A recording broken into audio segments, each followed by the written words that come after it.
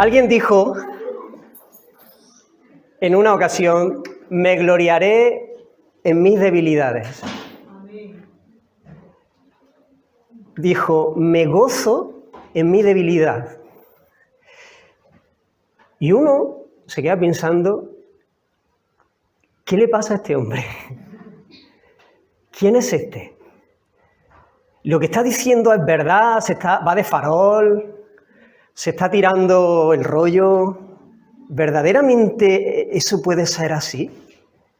¿Verdaderamente este hombre está diciendo la verdad al decir que él se gloría, que él se jacta, que él presume, que él se goza en su flaqueza, en su debilidad? ¿O ha perdido la cabeza o nos está engañando o aquí hay algo raro? Las palabras del apóstol Pablo, que es quien dijo esto, siempre han sonado contracultural, siempre. Pero yo creo que hoy en día todavía más si cabe, ¿no? Vivimos inmersos en un mundo que es exhibicionista. Exhibicionista. Un mundo de fachada en muchas ocasiones, donde hay tantas personas que viven para mostrar su mejor perfil, sus logros, sus experiencias, ¿no? Ahí están las redes sociales llenas.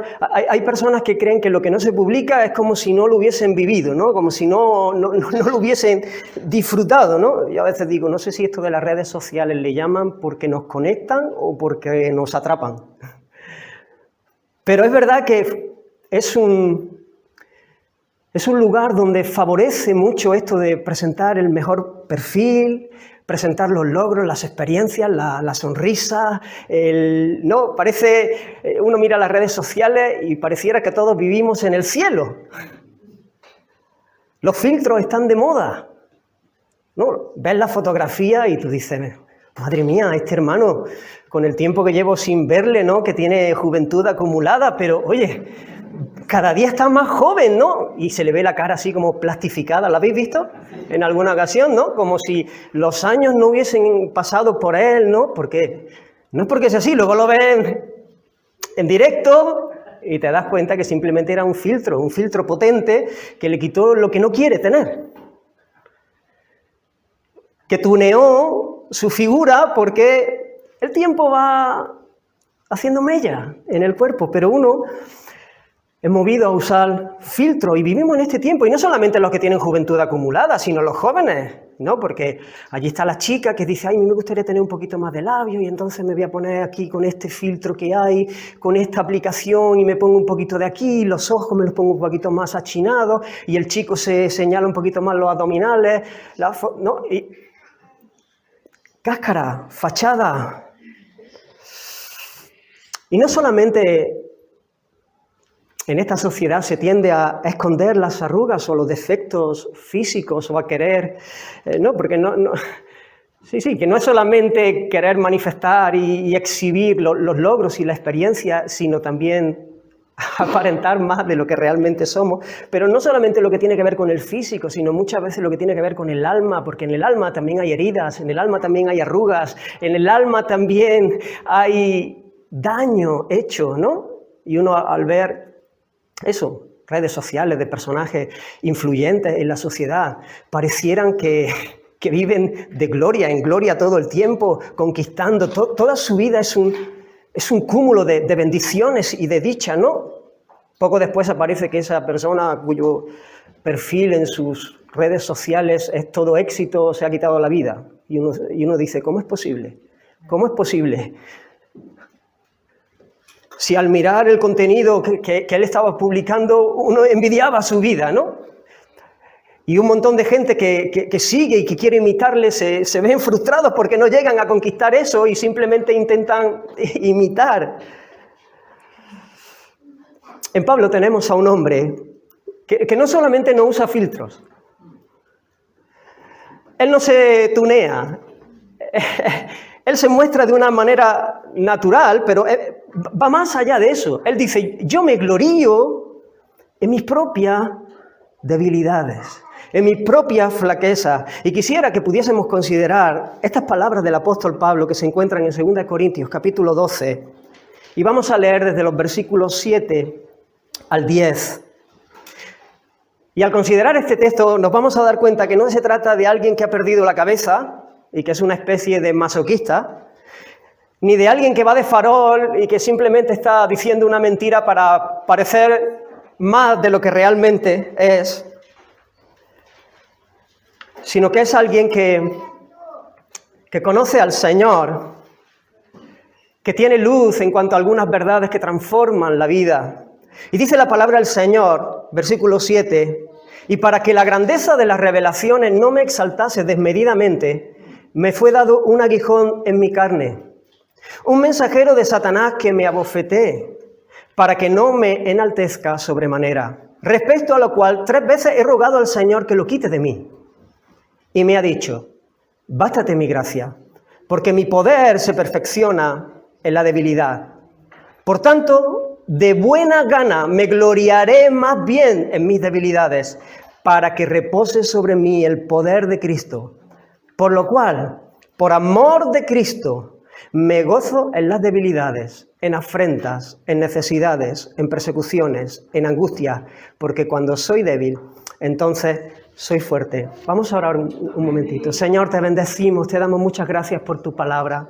Reconocemos, Señor, nuestra necesidad de ti, Señor.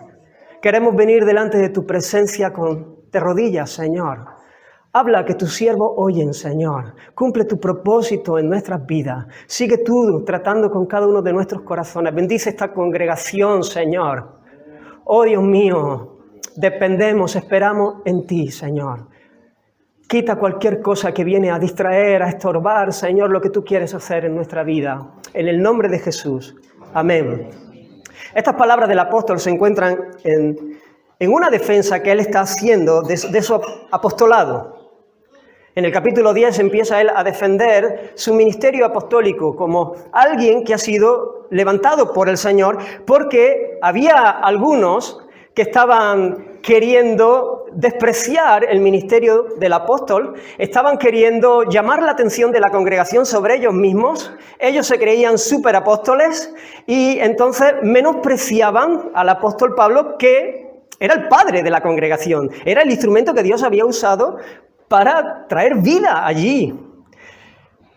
Y entonces estos superapóstoles, como él les llama de manera irónica, estaban menospreciando su ministerio y decían algunas cosas de él para desacreditarlo en este sentido, ¿no? Le hablaban de la retórica, no era una persona muy elocuente, claro, en aquel tiempo, en una sociedad griega, esto era lo más de lo más. Por ejemplo, el hecho de que Pablo trabajase con sus propias manos para ganar, y que era una estrategia, porque en otros lugares Pablo recibió de ofrendas, pero allí él pensó que la estrategia que Dios tenía era no recibir nada de ellos, y entonces él hacía tiendas, y él con sus propias manos se ganaba el sustento.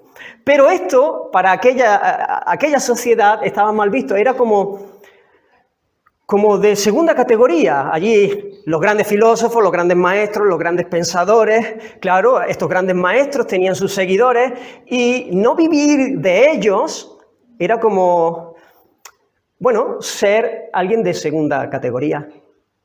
Y ellos querían menospreciar el ministerio del apóstol. El apóstol comienza a defender su apostolado no porque esté muy preocupado de su propia honra, sino porque si tú desacreditas al mensajero, estás desacreditando el mensaje que el mensajero lleva. Así que el evangelio está en juego, y cuando el evangelio está en juego hay problema. Uno no se puede callar, uno tiene que presentar una defensa firme, porque si el evangelio se mueve en la iglesia, si se afecta el mensaje del evangelio, la iglesia cae. La iglesia sufre, porque es el evangelio el que es poder de Dios para salvación. No es la elocuencia, no es la retórica, no es la capacidad del predicador de turno. Es el evangelio que es potente, que es poder de Dios para salvación. De hecho, el apóstol dice, yo me he propuesto no saber entre vosotros otra cosa que Cristo y a este crucificado. Amén. Porque él podía haber usado de las mismas artimañas que usaban estos falsos apóstoles. Y él comienza a decirme, mira, toleradme un poco de locura. Voy a entrar en vuestro mismo manera de actuar, en vuestra misma manera de actuar. Permitidme, yo sé que esto no conviene, pero permitidme un poco de locura. Y comienza a dar su currículum de sufrimiento que, bueno, que uno lo lee así y se aturulla, ¿no? De decir lo que el apóstol sufrió por causa del Evangelio.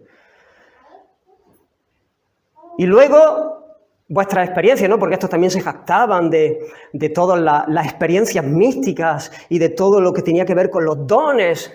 ¿Experiencias? Me estáis hablando de experiencias, ¿no? Y él le habla de esa experiencia que tuvo donde él fue arrebatado, llevado al cielo y contempló cosas que no puede expresar ni siquiera, ¿no? Y ahí justamente es donde llegamos al texto que estamos ahora, porque él dice, bueno,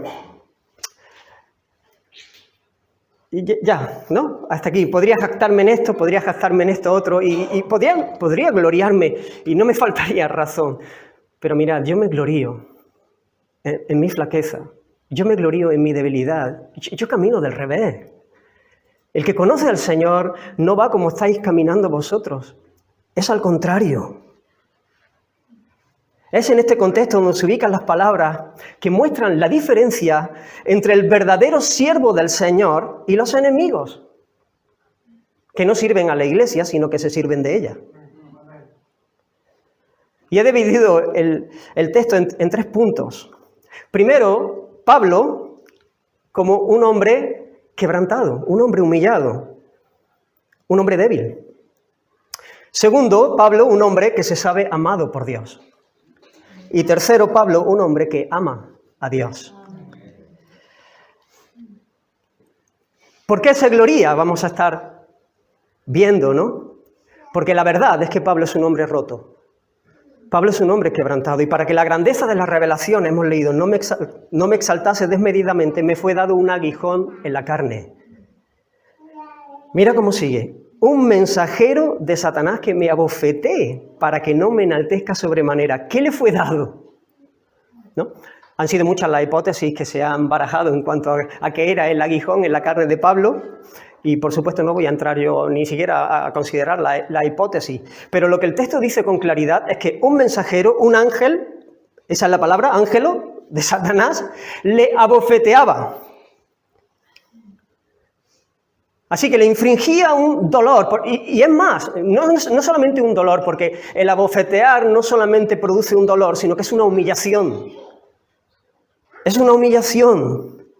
Él habla de esa situación como una espina clavada, como una estaca en su propia carne, algo doloroso, algo que le limita, algo que le humilla, algo que le duele y algo, además, que está de manera permanente. Es muy evidente que hay un quebranto en la vida del apóstol, que hay un dolor que parece estar por encima de todos los sufrimientos que él ha estado viviendo. Él ha expresado en su defensa estos sufrimientos, pero esto es porque es algo permanente, es algo que está, es un quebranto en su alma, en su cuerpo. Y quizás no se especifica el aguijón para que todos podamos identificarnos de alguna manera con lo que él está diciendo en medio de circunstancias dolorosas por las que, hermano, todos, antes o después, vamos a tener que transitar. Y Pablo, alguien roto, alguien quebrantado, alguien que está sufriendo el aguijón, acude al Señor, como no puede ser de otra manera. Él ora en medio de su sufrimiento.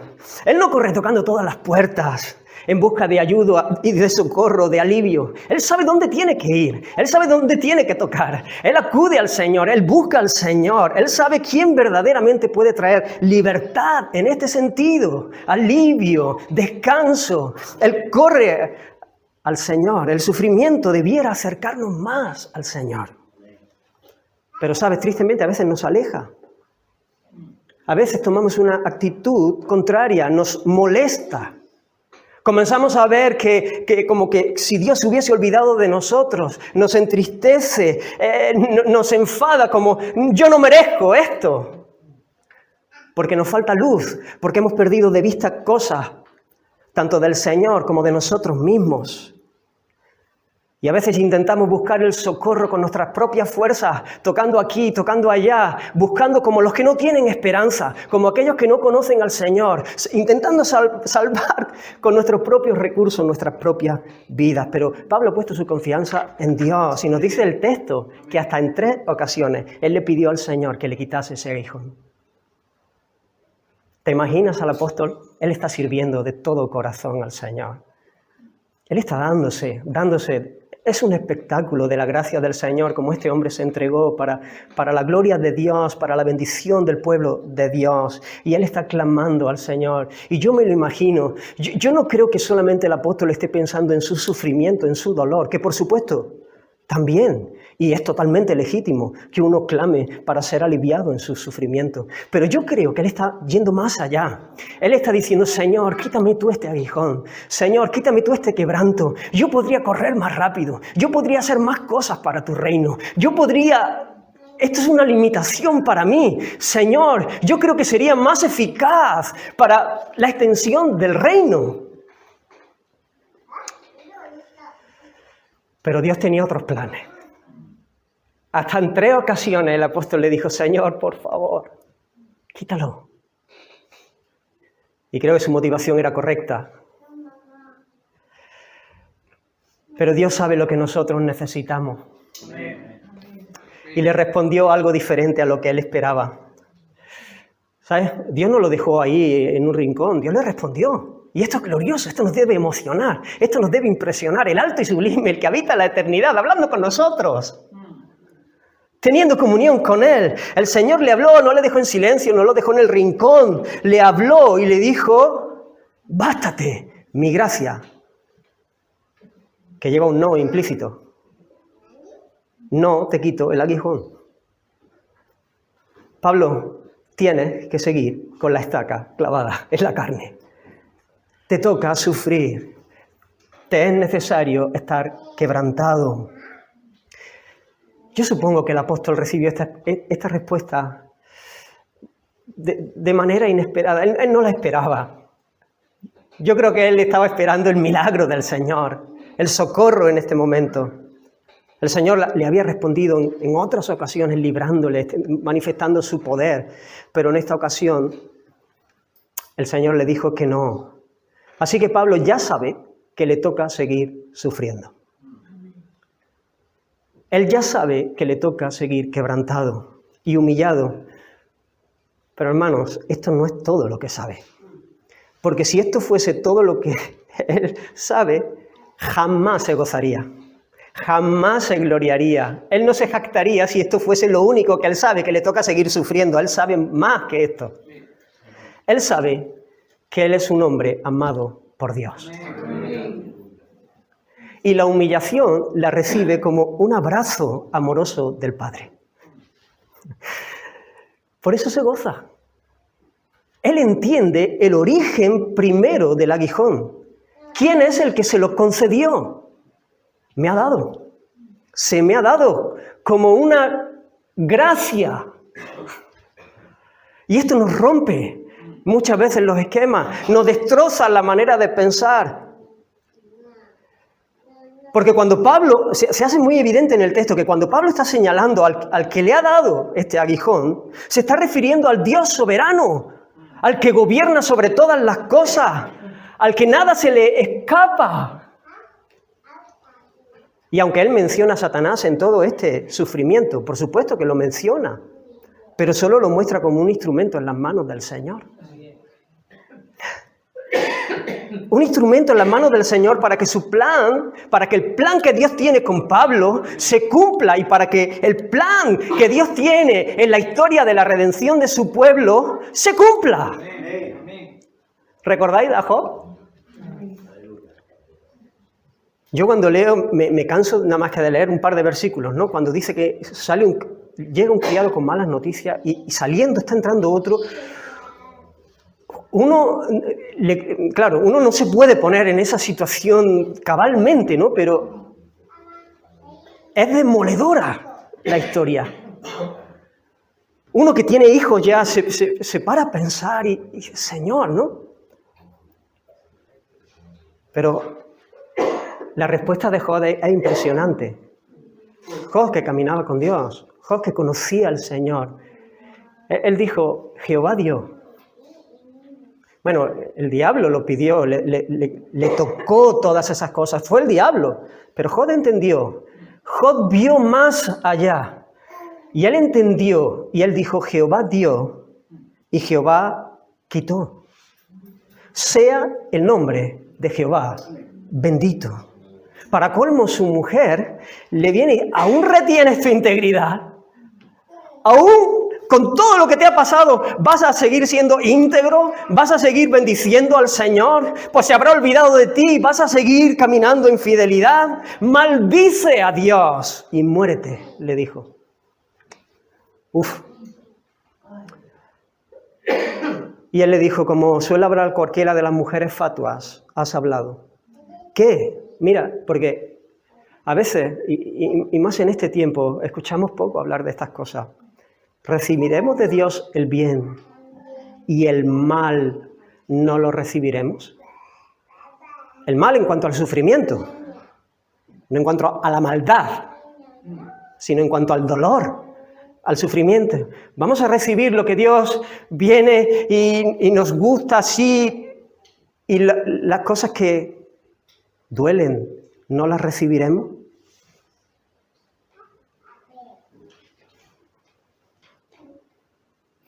Esta visión que tenía el apóstol de ver a Dios por detrás como la fuente primaria es crucial para afrontar la situación con gozo, para afrontar la situación con esperanza. Si él se hubiese quedado mirando al mensajero de Satanás y al tormento que le causaba, jamás se hubiese podido alegrar. En medio de la flaqueza, esto le hubiese llevado a desesperar. Y muchas veces a nosotros nos pasa eso. Nos quedamos mirando al que me ha herido, al que me ha dicho esto, a este sufrimiento, a esta enfermedad. Y perdemos de vista que Dios gobierna la escena, que Dios está en su trono, que Dios tiene propósitos de bien para nosotros. ¿Recordáis José? Sus hermanos quisieron matarlo. Finalmente lo vendieron como un esclavo, sometiéndole a un sufrimiento extremo. Pero cuando él desvela su identidad, ya estando como príncipe en Egipto, como el segundo en Egipto, y él desvela su identidad a sus hermanos que no le habían reconocido, él les dice, acercaos ahora. Y ellos dicen que se acercaron y él dijo, yo soy José vuestro hermano, el que vendisteis para Egipto. Su hermano, que es muy fuerte. Y le dice, ahora pues no os entristezcáis, ni os pese de haberme vendido acá. Porque para preservación de vida me envió Dios. Dios delante de vosotros. ¿Ves? Hermano, si nosotros podemos ver en cualquier circunstancia que Dios gobierna, que Dios está en su trono, que a Dios no se le escapa absolutamente nada y que Dios está orquestando todas las cosas. Obviamente los hermanos de José no tenían ninguna intención de bendecirlo. Ellos quisieron quitárselo de en medio. Y por cierto, eran responsables de su maldad. Pero aún así, José supo que detrás de toda circunstancia que le tocó vivir, aún detrás del pecado de sus propios hermanos, el Dios de amor estaba gobernando la escena. Piensa en esa circunstancia difícil que estás viviendo, que estás atravesando. ¿Puedes mirar con los ojos de la fe y ver al Dios de amor detrás? ¿O solo ves al que te hiere? ¿O a lo que te hace sufrir? Porque son dos mundos totalmente diferentes. Vamos a vivir dos vidas completamente distintas si tenemos una visión o tenemos otra.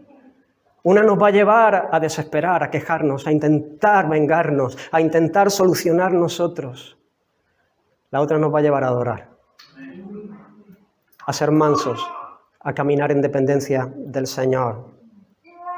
Hermanos, el hecho de saber que Dios está detrás de cada sufrimiento que nos toca vivir no habla de que tengamos un Dios descuidado o perverso, sino de que hay un propósito de bien con aquello que viene a nuestra vida.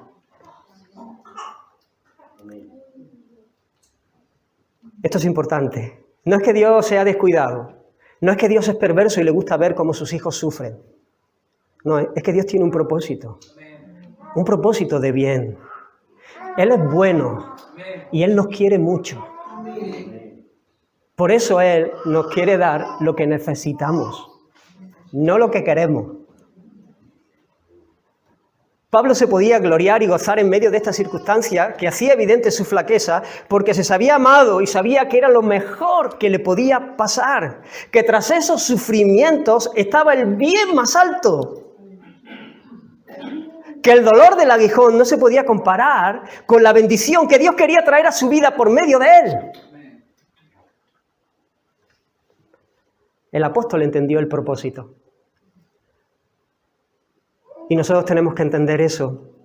Y esto es lo que hace muy evidente que Dios estaba detrás de ese sufrimiento, detrás de esa concesión, porque hay un propósito de bien, hay un propósito de salvar. El propósito era mantener al apóstol en humildad, que él no viniese a caer en el pecado del orgullo y se envaneciese.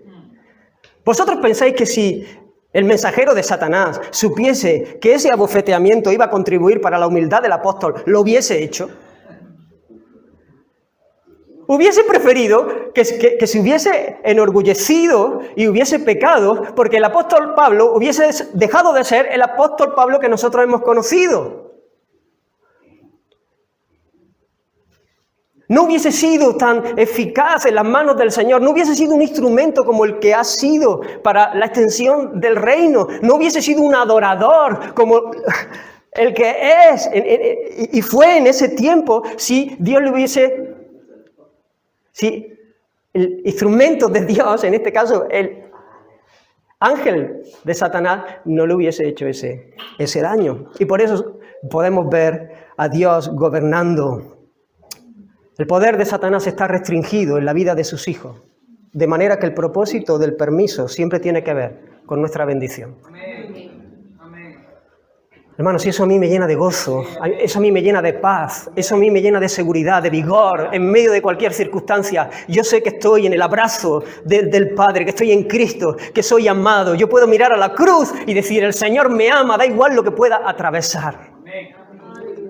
Y sabemos, hermanos, como dijo el apóstol a los romanos, el apóstol Pablo, y sabemos que a los que aman a Dios, todas, hermanos, cuando la Biblia dice todas, son todas las cosas. Todas las cosas ayudan a bien. El que comenzó en nosotros la buena obra, la perfeccionará hasta el día de Jesucristo. Le dice el apóstol también, el Padre nos escogió en Él, en Cristo, antes de la fundación del mundo para que fuésemos santos y sin mancha delante de Él. Y ese es el bien. Ese es el bien. ¿Crees esto? ¿Verdaderamente confías que en medio del sufrimiento Dios tiene un buen propósito para ti? Porque si lo crees verdaderamente, debes alegrarte como el apóstol. O como dice Santiago, ¿no? Tened por sumo gozo cuando os halléis en diversas pruebas. No que os alegréis un poquito. Tened por sumo gozo. Son términos fuertes. Cuando os halléis en diversas pruebas, porque la prueba de vuestra fe produce paciencia. Así que si nosotros tenemos esto en mente, si lo entendemos, si por el Espíritu podemos abrazar estas verdades en medio de cualquier circunstancia, nos vamos a alegrar. A menos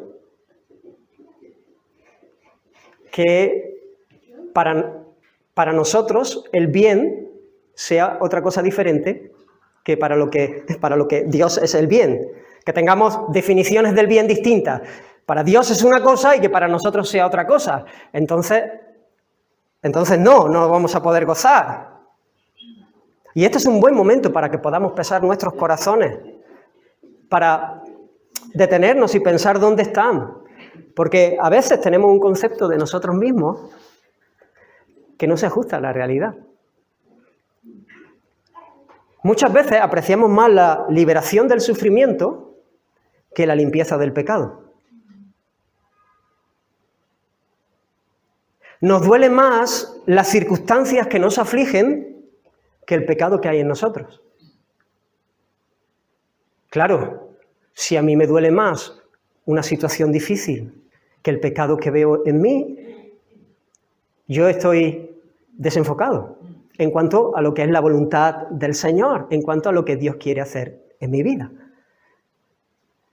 A veces le damos más importancia a la comodidad que a la santidad.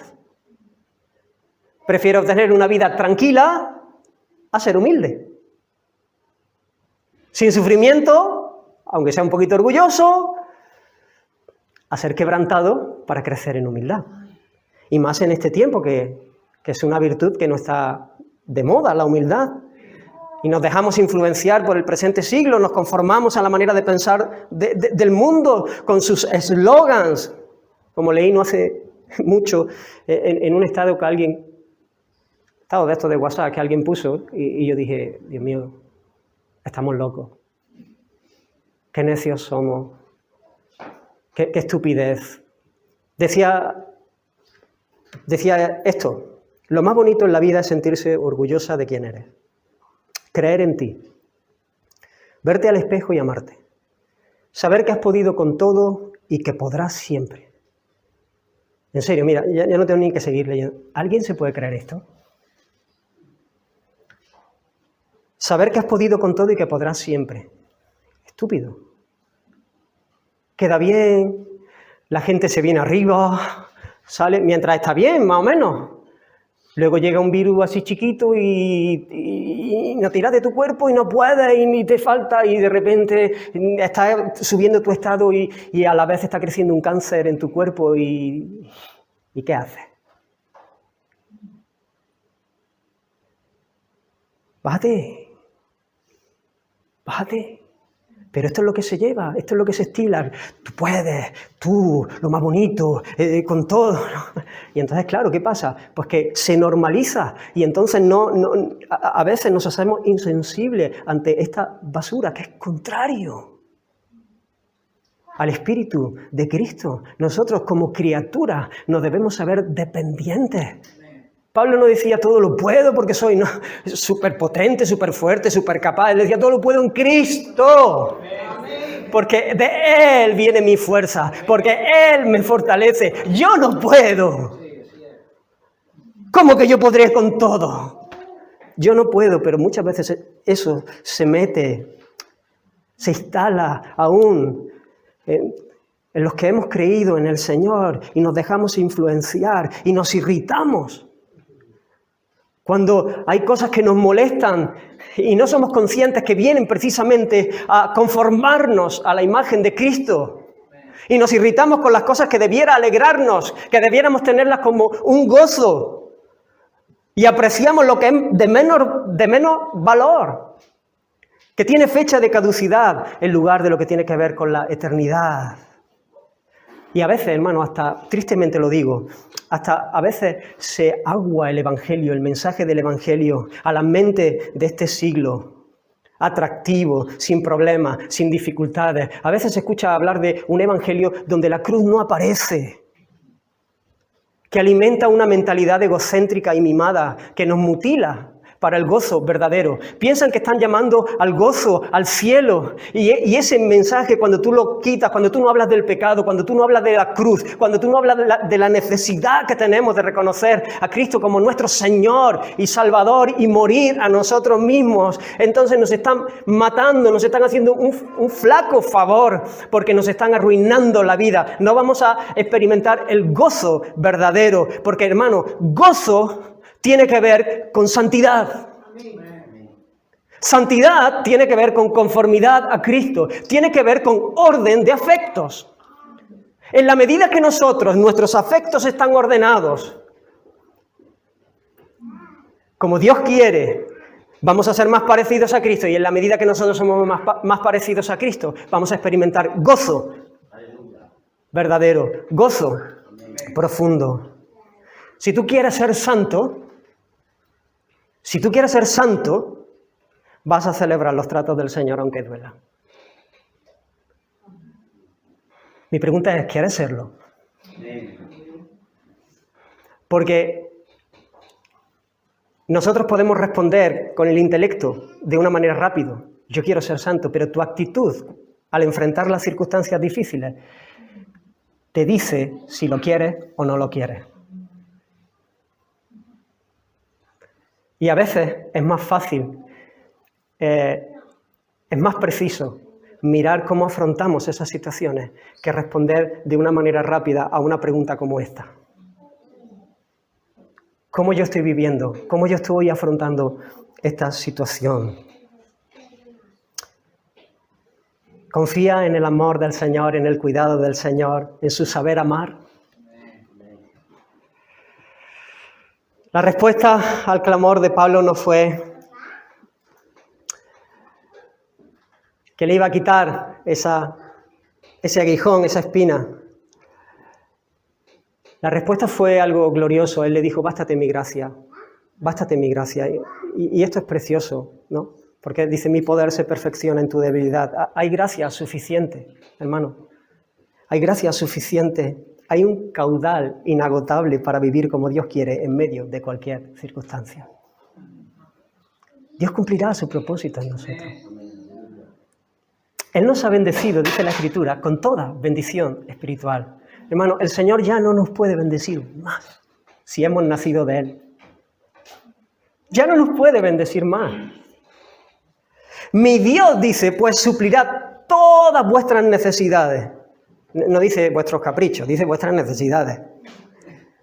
Conforme a la riqueza de su gracia en Cristo Jesús. Hay un caudal inagotable que impresiona. Ahora, la pregunta que debemos hacernos no es si hay gracia para vivir la situación que vivo. El Señor nos lo ha dicho. La pregunta es si te basta a ti. Si tú la aprecias. Si para ti es suficiente su gracia.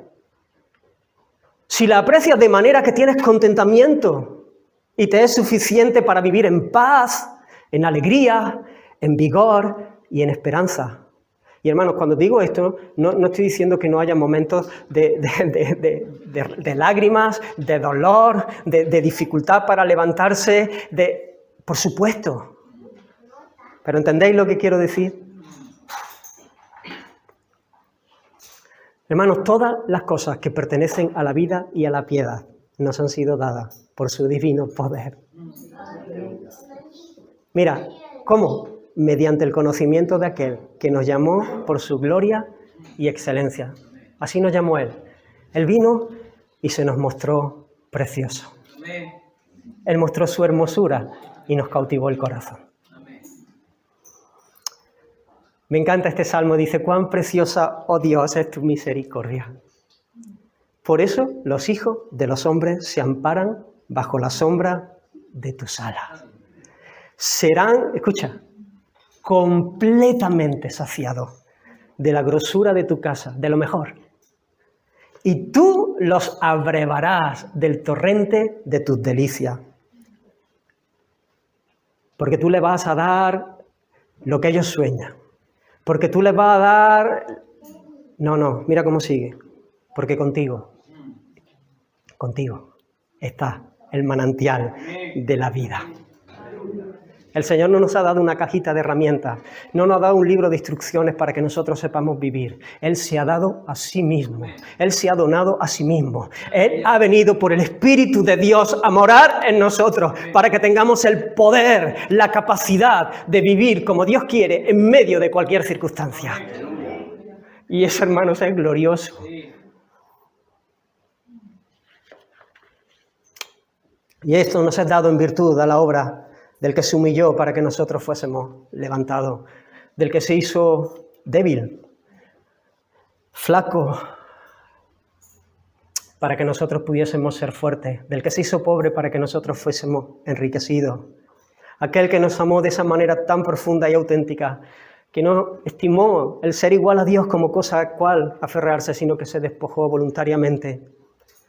Se hizo como uno de nosotros para representarnos, viviendo una vida perfecta, lo cual nosotros no pudimos hacer. Y cuando lo que merecía era el beso del Padre, recibió el castigo que nosotros merecíamos, porque el Padre cargó en Él el pecado de todos nosotros. Y murió quebrantado por el Padre para satisfacer su justicia y a la vez poder ser el misericordioso.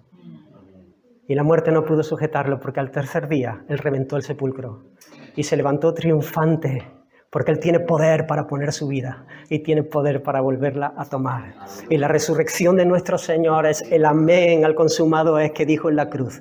Está hecho. Y por eso nosotros hoy podemos tener un canto de verdad. Podemos tener un canto de alabanza al Rey que nos salvó, que vive, en el cual estamos seguros. Por eso el apóstol es manso y se somete con gozo a la voluntad del que le ama y del que sabe amarle.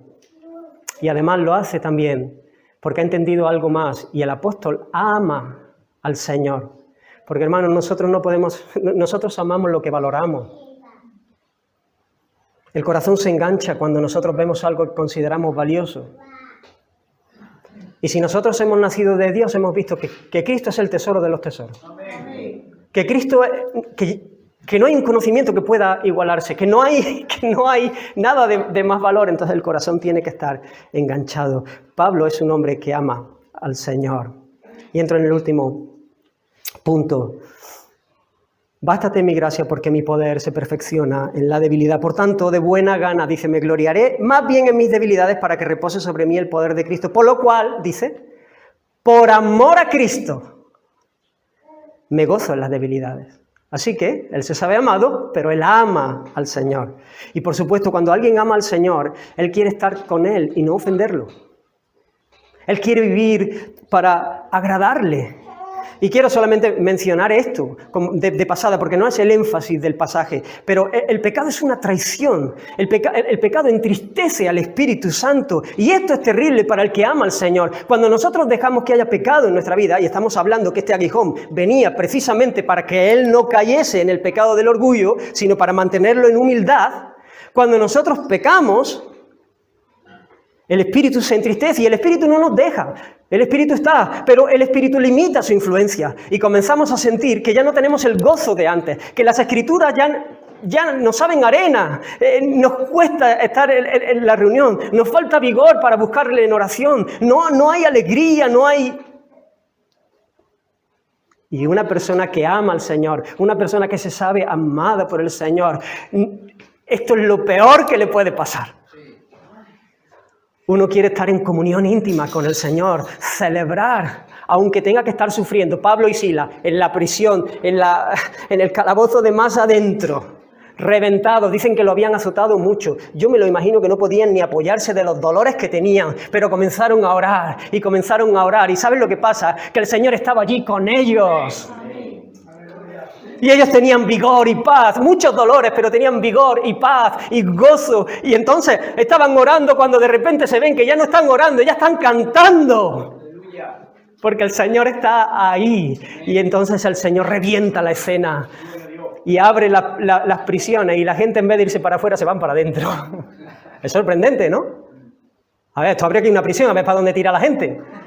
Pero allí fueron para adentro porque ellos entendieron que la libertad estaba allí dentro, ¿no? Donde estaban aquellos. Y eso era mucho más importante que... Imparable, no hay barrotes que pueda romper nuestra relación, pero el pecado sí.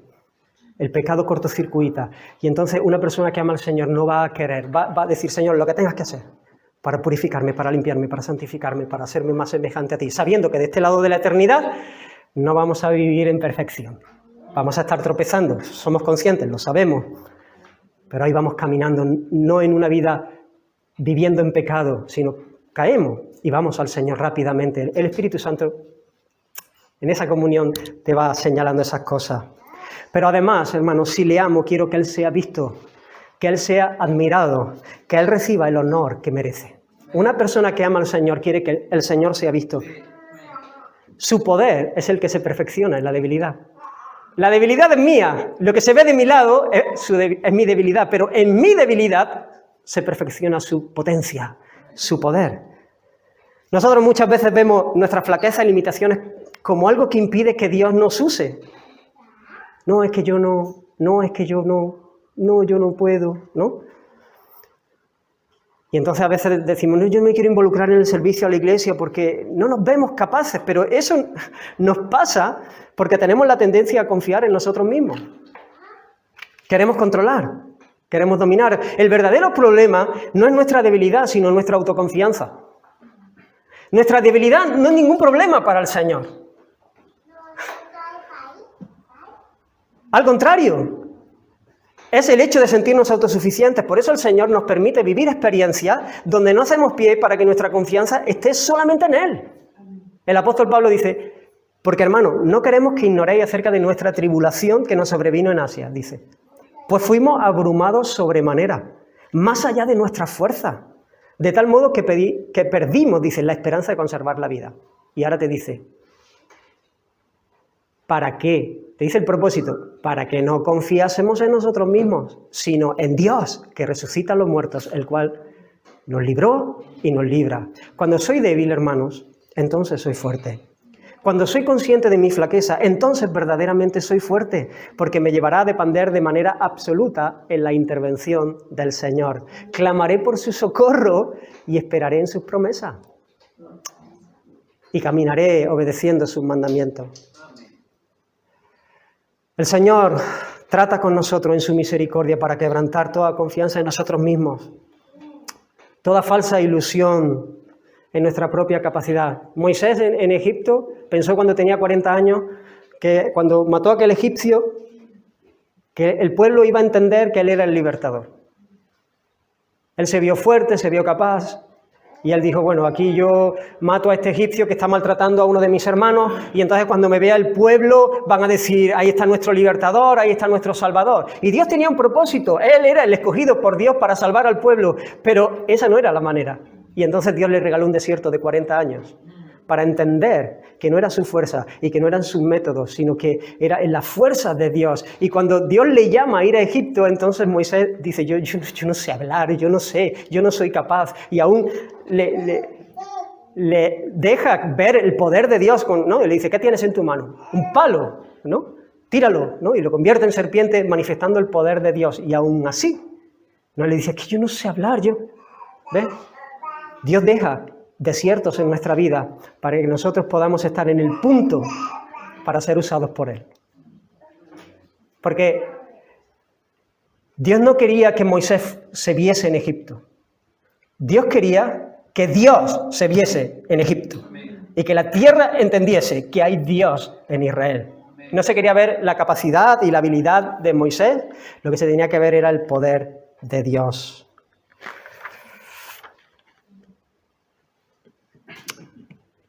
Hermanos, nosotros estamos orientados de manera indefectible hacia nuestra propia felicidad. Tú no puedes hacer otra cosa que buscar tu felicidad. Si no lo has pensado, piénsalo durante la semana, pero tú siempre vas a estar buscando tu felicidad, siempre, todo el tiempo. Tu dicha, lo que tú consideras que es. Porque estamos orientados así, porque fuimos por diseño creados así, porque fuimos creados desde la alegría y fuimos creados para la alegría de la comunión con Dios. Entonces, por eso el hombre adora. Todos somos adoradores. La cuestión es a quién o a qué adoramos, ¿no? El egocéntrico entiende su propia dicha a la luz de sus propias pasiones. Entonces, él busca y si tiene que pisar a alguien, lo pisa y no le importa. Uno intenta buscar su dicha. El que ama tiene en cuenta al otro. El que ama, aunque tiene la misma inclinación en su alma, tiende a buscar su alegría. Yo voy a buscar mi alegría, pero como amo, mi alegría es el bien del que amo. Yo me despierto a las 3 de la mañana con mi niño chiquito para que... Ya no los tengo chiquitos, pero me despertaba, ¿no? Y yo estoy buscando mi alegría, aunque yo estoy sufriendo, pues yo quiero estar durmiendo. ¿Por qué? Porque el niño que tengo en los brazos, yo lo amo y su bien es mi alegría, ¿no? Yo digo, a mí me da más alegría cuando mi hijo mete los goles que cuando los meto yo. Porque cuando le amo, yo estoy buscando mi alegría, pero mi alegría es el bien del otro. Pablo entendió que su debilidad era el escenario donde Cristo se podía ver precioso. Y entonces cuando uno entiende esto, dices, me gozo. Me glorío, porque este aguijón contribuye para que Él sea visto. El mayor gozo de un cristiano es que Cristo sea visto glorioso en su vida. Pablo lo dijo, mi anhelo y esperanza es que Cristo sea glorificado en mi cuerpo, o por vida o por muerte, pero esa es mi pasión, esa es mi alegría, ¿no? Recordaba una escena de una de las películas de Superman, de estas de la antigua, no me acuerdo si era la 1 o la 2, pero era una escena muy conocida, la de las cataratas del Niágara, ¿la recordáis? Donde hay un niño o una niña que se cae, ¿no? Se cae, bueno, ya como estamos viendo Superman ya sabemos todos lo que va a pasar. Pero la niña está jugando en la barandilla y de repente se cae y se precipita al vacío y claro, la escena es angustiosa para el que no sabe que Superman tiene cerca una cabina para cambiarse. Pero de repente la niña se cae, es carne de cañón. La niña no puede hacer absolutamente nada, nada. Es todo flaqueza, es todo debilidad. No tiene ninguna capacidad para salvarse a sí misma. Pero de repente aparece Superman ahí, cuando está a punto de perder su vida, ¿no? Todos desesperados, aparece Superman y la coge. Y entonces Superman llega y la suelta allí delante, al lado de sus padres. Y todo el mundo, ¿qué hace? ¿Le da un aplauso a la niña? ¡No! A la niña la miran sus padres y de casualidad. Todo el mundo se queda impresionado por Superman. Porque la flaqueza de la niña fue el escenario perfecto para que Superman manifestase. Y todo el mundo se quedó impresionado, empezando por la propia niña, al ver la potencia, el poder del superhéroe. Pues de esta manera Pablo entiende que su flaqueza es el escenario donde Dios, donde Cristo es visto. Y esa es la mayor necesidad que tiene el mundo, no vernos a nosotros, sino verle a Él, porque nosotros no nos predicamos a nosotros mismos, nosotros predicamos a Cristo, a Jesucristo como Señor. Dios no fue visto cuando Moisés mató al egipcio, fue visto cuando fue en debilidad, con aquel palo. El que ama al Señor es celoso de su nombre. Y yo te pregunto, hermano, ¿te alegras? ¿Te gozas en tu debilidad? Sabiendo que es una plataforma donde Cristo puede ser visto. Porque eso va a pesar, a calibrar nuestro amor por el Señor. Nuestro amor por el Señor no se calibra en una canción, que sí, debe ser el reflejo de lo que hay en el corazón, pero cantar es más sencillo que vivir. En la vida, ahí, calibra, piensa, como tú estás afrontando esa situación, si evidencia que hay un amor por el Señor, o quizá se ha podido enfriar un poco. Hemos podido enfriarnos, hemos podido dejarnos seducir por otras cosas y hemos perdido de vista que nuestra razón de ser, que nuestra vocación es que Cristo sea visto precioso en nosotros, que hemos sido llamados para la gloria de su nombre, para la alabanza de la gloria de su gracia. ¿Quieres que el Señor vuelva? Sí. Todos queréis, ¿eh? Claro, los cristianos son los que aman su venida. ¿Quieres que Él regrese? ¿Por qué? ¿Sabes que la mayoría de las veces que hago esta pregunta la gente dice, porque ya no habrá sufrimiento? Bueno, y a veces me llevo respuestas peores, ¿no? Yo no quiero que venga todavía, porque yo quiero casarme. Y yo quiero ver a mis nietos. Y yo quiero ver... No. Y te dicen, hemos perdido de vista. Pero a veces, incluso cuando queremos que venga, pensamos en que ya no habrá sufrimiento, en que ya no habrá dolor. Pero siempre hacemos lo mismo. Siempre vivimos plegados sobre nosotros mismos. Si hoy yo aquí hago una foto y dentro de 6 meses vengo y os enseño la foto, ¿sabes lo que vais a hacer? Nada más coger la foto. Buscaros vosotros. Tendemos a hacer eso. Cuando vemos una foto antigua donde nosotros estábamos, nos buscamos.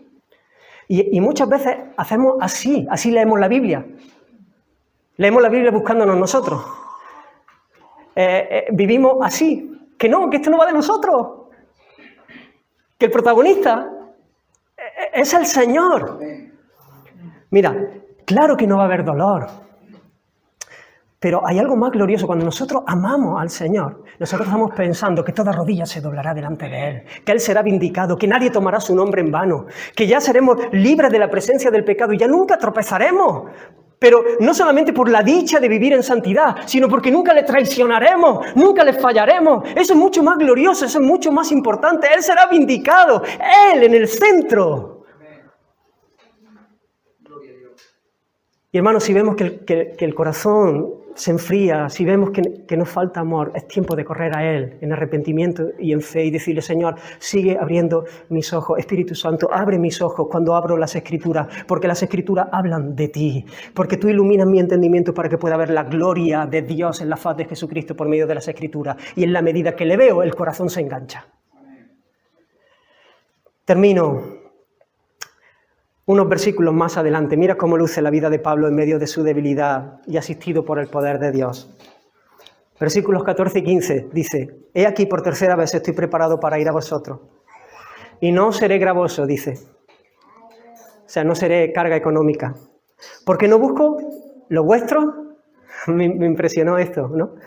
Sino a vosotros. Yo no busco lo vuestro, como estos falsos apóstoles. Sino a vosotros. Pues no deben atesorar los hijos para los padres, sino los padres para los hijos. Y yo, ¿cómo sigue? Mira, con el mayor placer gastaré lo mío.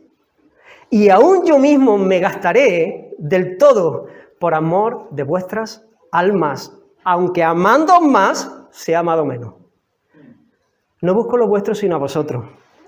Gastaré lo mío. Yo mismo me gastaré del todo.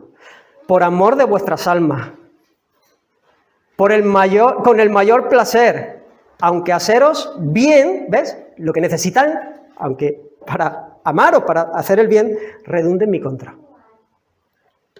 Hermano, ¿a quién se parece? ¿A quién ves tú aquí? Eso es. Ese es el carácter de Cristo. Ese es el carácter cristiano, ¿ves? Ahí lo tienes.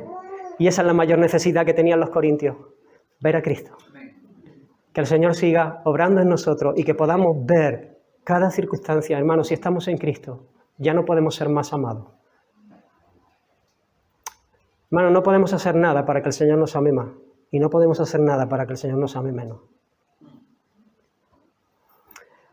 Si estamos en Cristo, estamos a salvo. Que podamos ver todas las circunstancias a la luz de estas verdades y que podamos crecer en amor y vivir en mansedumbre para la gloria del Señor y para la bendición de los que nos rodean. Vamos a orar. Una misma visión para un nuevo siglo, una generación que levanta a Cristo y se une en oración, clamando por España. Nuestras posesiones, nuestros corazones pertenecen al Señor de señores, no importa el precio, salva nuestra España.